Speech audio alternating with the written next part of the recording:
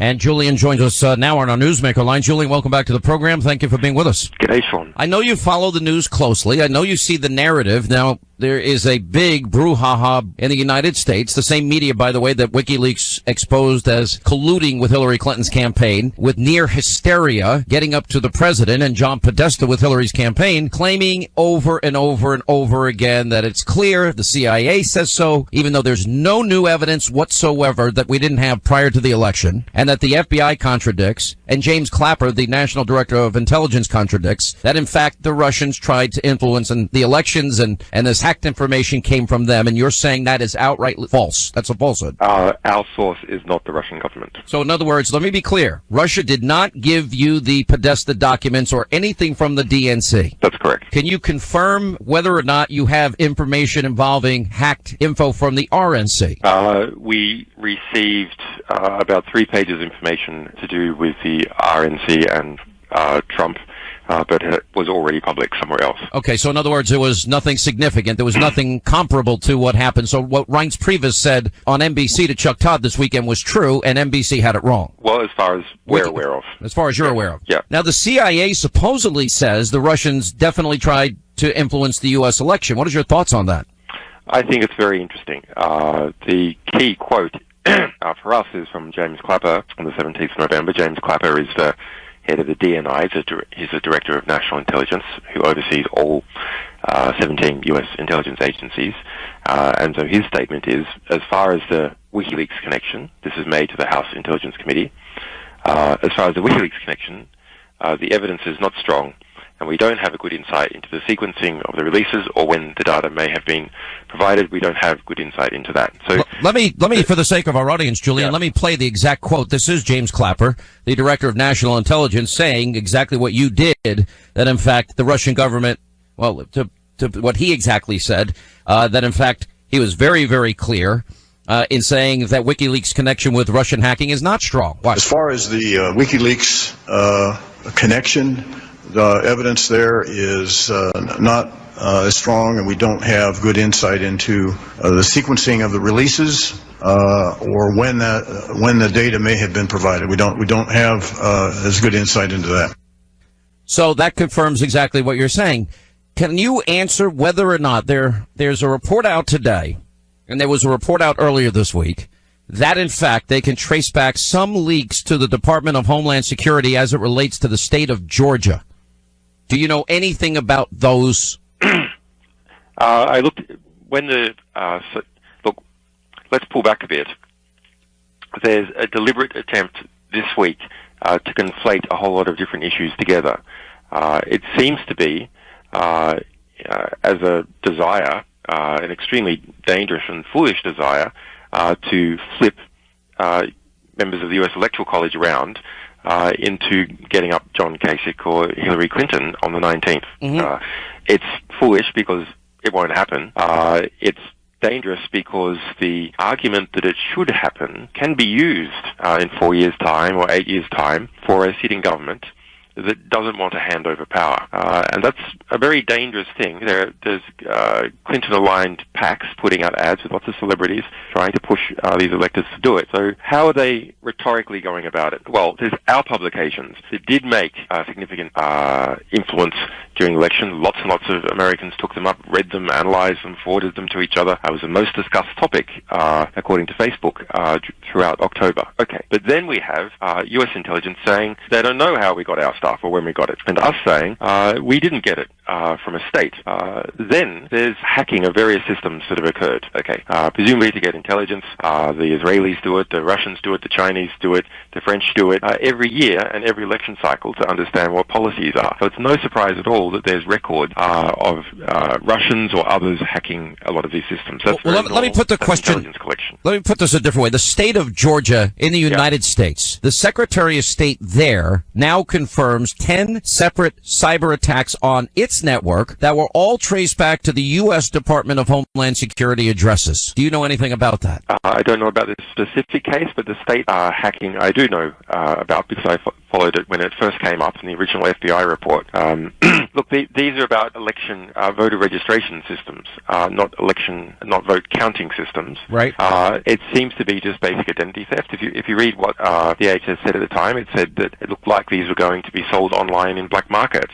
Is the FSB going to be selling voter registration records online in black markets? No, of course. It's almost overwhelmingly likely that it is just identity theft. Let me ask you this. As far as the DHS attacks are concerned, that could be a number of things. It could be the DHS just testing security, and then people using the logs of those tests, or rather misusing them to try and claim that there's been attempted hacks of these systems. Well, I certainly respect, and by the way, it is important to point out some of your history. When you were 16 years old, you did hack into NASA. You did hack into the Department of Defense, and I believe one other agency. Is that true? There's a number of books saying that. Okay. So there's a pretty good chance it might be true. I've never been charged for that. I would like to keep it that way. Yeah, that's true. Maybe the statute of limitations has moved on. I think it has, actually. I have said that there are two things that America needs to take from you and some of these other high-profile cases, and one is there's proof positive that we don't really have cybersecurity at a level we need for a country that is so actively involved in intelligence and influencing world events, etc. So you've done us a favor, because now we could fix the problem if we so desired, but in all the years President Obama's been in office, he did nothing to fix it. The second thing that I think you did for America, which I think is very important, is you exposed how corrupt our government is, and I'll get to that in a second. Without revealing your sources, would it be fair to say that the information as it relates to WikiLeaks and John Podesta's emails came from within the United States to you? We have said it has not come from a state party. We know where it came from originally, of course. It's John Podesta, it's from the DNC, etc. There's been no claim that has been held up, it's not even maintained anymore, that any of the information has been modified or is fake. So you can't confirm or deny if this information came from within the United States? We're unhappy that we felt that we needed to even say that it wasn't a state party. Normally we say nothing at all. But we have a conflict of interest. We have an excellent reputation and strong interest in protecting our sources, and so never saying anything about them, never ruling anyone in or anyone out. We sometimes do it. We don't like to do it. We have another interest, which is maximizing the impact of our publications. Let me ask you this then. So here, in order to prevent a distraction attack against our publications, we've had to come out and say, no, it's not a state party. Stop trying to distract in that way. Pay attention to the content of the publication. So in other words, when you say state party, it wasn't another state like Russia or some other country. Correct. Let me ask you about WikiLeaks, and I think this could shake up the political world. Is it true, an email sent in July of this year that you have that describes how funds could be diverted from the Clinton campaign to the super PACs of Jeb Bush, Carly Fiorina, and John Kasich, specifically document number 1078645, and it reads, JBCFJK PACs will be noticeably silent for the rest of the campaign. Each will receive a significant allowance from advertising budget. HRC, Hillary is in the loop and talked to all three personally, eyes only. Is that a legitimate? I don't have that in front of me. We have published nearly 100,000 documents, so I mean I have seen references to things like that. I don't recall seeing an eyes only phrase. Do you recall any quid pro quo as it relates to Senator Lindsey Graham that he would get some assistance merely, in other words, when he ran for re-election for the Senate, I believe in 2020? I don't know. Lindsey Graham is in the Podesta emails. Yes. All right. Well, that's something that maybe hopefully over time we'd be able to follow up on. I have so many more questions for you. Let me ask you a couple of these. Do you think the president knows, as you do, that the source was not Russia for WikiLeaks? And I think it's important to point out that for over 10 years, WikiLeaks has never been proven wrong, not one single time. Do you believe the president is purposefully advancing this for political purposes to delegitimize Donald Trump? Yes. It's clear if you look at the statements by James Clapper. He also made an earlier statement that the U.S. intelligence is not aware of when we received material or how. So it's pretty clear that he must be getting those briefings as well if the public is getting them. So there's a deliberate attempt to conflate. Basically, as far as the public is concerned, the only interesting thing that happened is that WikiLeaks published a number of different types of information, the DNC publications, John Podesta's, and a variety of Clinton emails obtained under Freedom of Information Act. So that's what's interesting to the public. By the way, it would not be the first time the CIA was politicized. You might remember during the Benghazi case, I actually spent time on this program talking to the people that were there on the ground while the attack was going on. The American people were told a very different story, that this was, quote, a spontaneous demonstration related to a YouTube video. And I just don't know many demonstrations that are spontaneous where they happen to have in their back pocket RPGs and mortar rounds, which were fired at the consulate and the compound. That's false. And our publications show that Hillary Clinton knew it's false. There's a letter from Hillary Clinton to Chelsea Clinton. Yes. Chelsea Clinton uses an assumed name, Diane Reynolds, and that's the day or the day after the attack, where she says, in fact, it was a well, my point was, though, group. The CIA advanced that false story that it was a spontaneous demonstration when we now know it was a terrorist attack.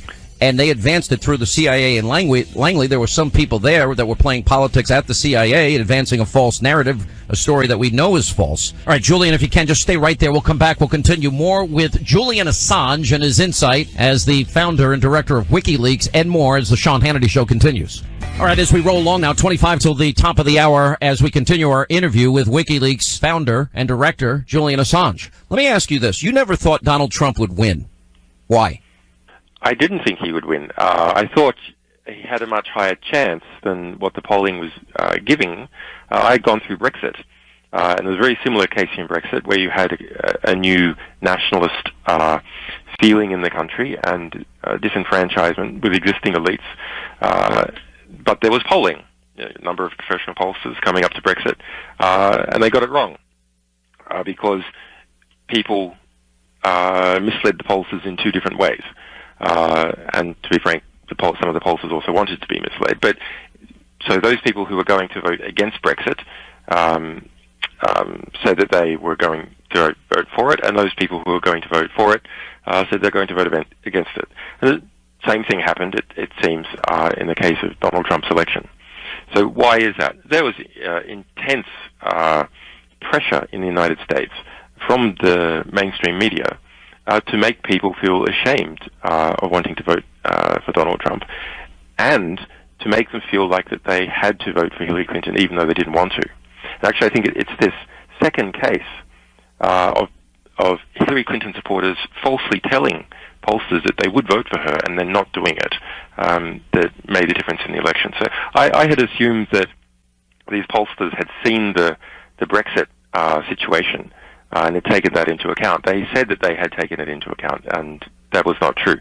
Now, very interestingly, I think that if the polling had been accurate, Donald Trump wouldn't have won. Interesting. Now, why do I say that? Well, Hillary Clinton's campaign outspent Donald Trump by almost 2-1. If the polling had been accurate, bankers and other cashed-up interests would have given Hillary Clinton, another $5 billion, and she would have blasted that advertising everywhere. But they didn't give her all that money because they didn't perceive that there was a need to, because she seemed that she was 4 or 5 points ahead in the polls. So they got fooled by the polling, and therefore didn't spend the amount of money that they needed to on the campaign, and didn't recruit other resources, so, recruit even more mainstream media resources to beat up Trump and to defend Clinton, because they didn't think there was a need to. Let me ask you remember when the New York Times was going full throttle with the story about Donald Trump's taxes, which was stolen information at the time, and everybody in the media thought it was fair and it was legitimate coverage, and how they got a hold of it was not an issue in any way? You view yourself and you view WikiLeaks the same way. You view yourself as a journalist. Information came to you, and you disseminated that information because you felt the public had a right to know.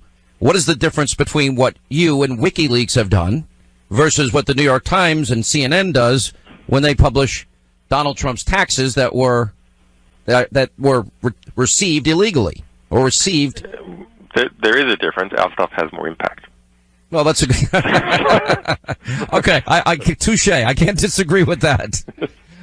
Very good point. But in other words, you do view WikiLeaks. One of the things in the conversations that I've had with you both on radio and TV is how important it is for you to maintain a perfect record and not get anything wrong in terms of the information that you acquire, that you release. You want it to be right, and so far you've been right every time. So far, we've been right since we were founded a decade ago. Yeah, it's a very valuable thing to have that perfect record. It's also a curse because we have to work so hard to keep it. Understood. And my big fear 10 years ago, which you and I discussed the last time you were on my radio show, when I wanted you arrested, I said, because I felt you would release potential information that would result in methods and people potentially dying, because there is so much in terms of covert operations, people working undercover. You purposely choose not to publish that information, correct? Well, yes. If you're talking about Afghanistan, there were 15,000 documents that we didn't release in the because you thought people's lives would be in jeopardy immediately. No, but we thought that there was a reasonable possibility, so that we wanted to study the issue further. So we didn't think that people's lives would definitely be in jeopardy, but we weren't sure, so we wanted to hold things back till we understood it. Yeah. All right. I have a lot more questions for you. Let me ask you a few of these, because I think this is very important for our audience to fully, completely grasp and to understand. So you only had 3 pages on the RNC. Do you think the media in the U.S. is trying to scapegoat you, and what message do you have for them? They're increasingly not very important. So true.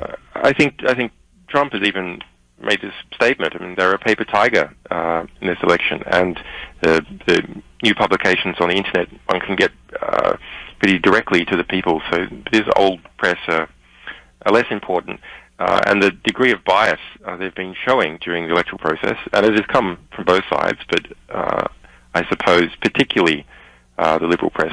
Readers see that. They feel it. They don't like being lectured to or told what to do, and they rebel against it.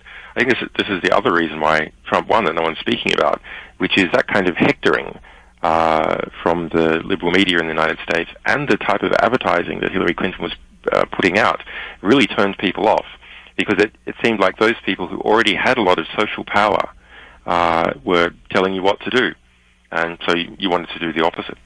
How easy, from your assessment, as somebody that has been involved in this most of his adult life now, how secure, if you were to give a grade of 1 to 10, 10 being the most secure, how secure is America's agencies, American government, America's secrets?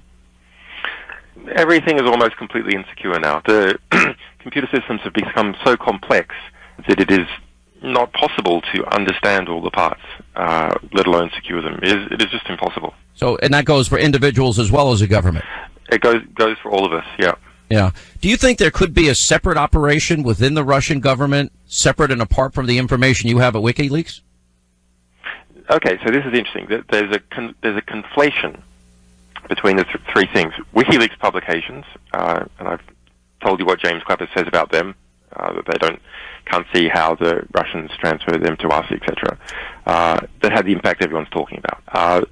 Alleged hacks of the U.S. voting system.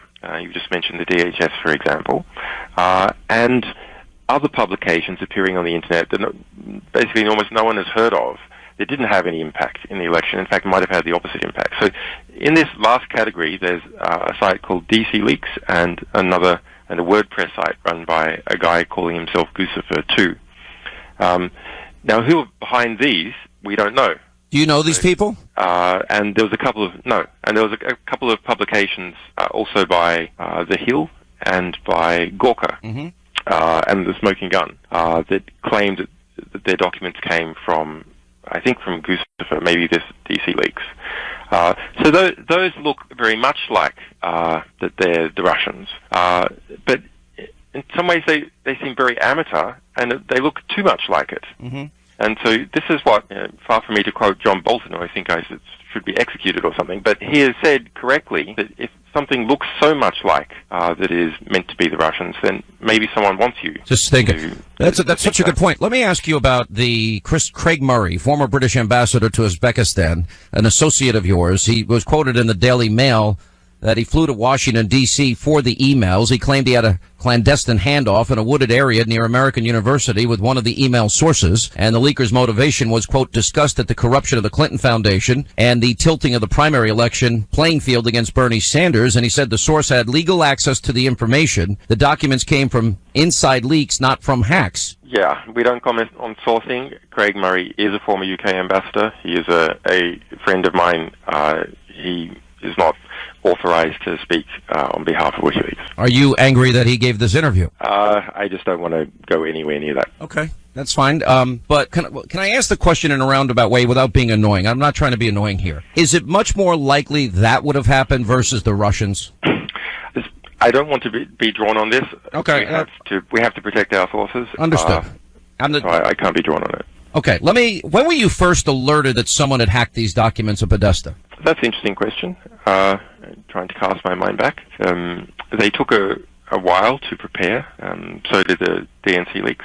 So do other publications. It's quite a lot of work, verifying them, formatting them, indexing them, understanding them. But for the same reason of making it hard for authorities to track when our sources have communicated with us, we don't like to mention precisely when we've obtained things. Yeah, so there really is no evidence at all, and everyone's saying that the Russians has done this. Let me ask you whether you know in the Manning case. Yeah. Was that a Russian attempt at undermining the Bush presidency with, war logs giving liberals what they needed to erode in terms of the GOP and support and pave maybe the way for Barack Obama to win an election? Well, we're such sticklers for this kind of thing. We've never said that Chelsea Manning is one of our sources. At trial, they have said that they are. But even if someone is arrested and convicted, and even if they were to plead guilty, we still don't say whether they're one of our sources or not, because someone in such a situation is under, you could argue, is under some kind of form of duress. Let me ask you one last question for those, especially in the media, that will pick up. There were no allegations at his trial that he was working for the Russians. Let me ask you a question about your motivation, because in a private conversation we once had, without divulging the nature of that conversation, you said to me, I am a journalist. I get information that you think the public needs to know. You said to me you have no interest in information about private citizens, for example. Yes. And that you think what you have discovered exposes, for example, I think if there were any good reporters in America, they would have taken the WikiLeaks information that I put up on a TV screen every night and I read on my radio program on 550 stations every day, and they would have taken the issue of how corrupt our media is, how corrupt the Clintons were, and they would have made this would have been a case bigger than Watergate. But for whatever reason, they've gone into this mode where they don't claim you're a journalist, that you're a traitor, and that divulging this information was only political. But I do believe if it was a Republican, they would have been singing your praises day and night. What do you want Americans to know about what your motives are? Well, WikiLeaks has been going for 10 years. We specialize in obtaining information which has been suppressed from the public that is of political or historical importance, understanding it, analyzing it, publishing it, protecting our sources, encouraging interaction with the public. And that educates everyone, and they can decide how they want to live their lives accordingly. And we've won a lot of awards for that, a lot of journalism awards. I've won the equivalent of the Pulitzer Prize in my own country, Australia, the Walkley Award. Sure. Other journalists have won the top journalism prize in their country three times, in the case of Kristen Crapson. So we're pretty good at this. We have a perfect record. No, I think you're pretty good. We have a pretty big impact, as you will have seen. I think you had a huge impact on this election, and it angers Democrats. Would you have published the same thing if it was about Donald Trump? Absolutely. Yeah, no problem doing that. And presume, if Donald Trump makes a lot of enemies on the inside in his time in office, then he could well face the same thing in 4 years' time. By the way, that is the best indication that this did not come from the Russians. I don't think you meant to say that. But listen, Julian, I do appreciate your time. I do think you had an impact, but I do think we got to see a glimpse of how corrupt the nature, the institutions of American government and our political system are. It's actually frightening to me. It is frightening. I think I love our publications. They're so rich, and you can get a very direct understanding of the power networks that exist in DC and with the media and so on. At the same time, yes, they're disturbing. Once you know what's going on, then you can do something about it. And that was my argument about why I think America owes you a debt of gratitude for that and for the exposing that we have no cybersecurity. Julian, I've taken way too much of your time. Thank you so much for being with us. We really appreciate it. We hope you'll come on TV soon. Thanks, Sean. Bye-bye. Take care.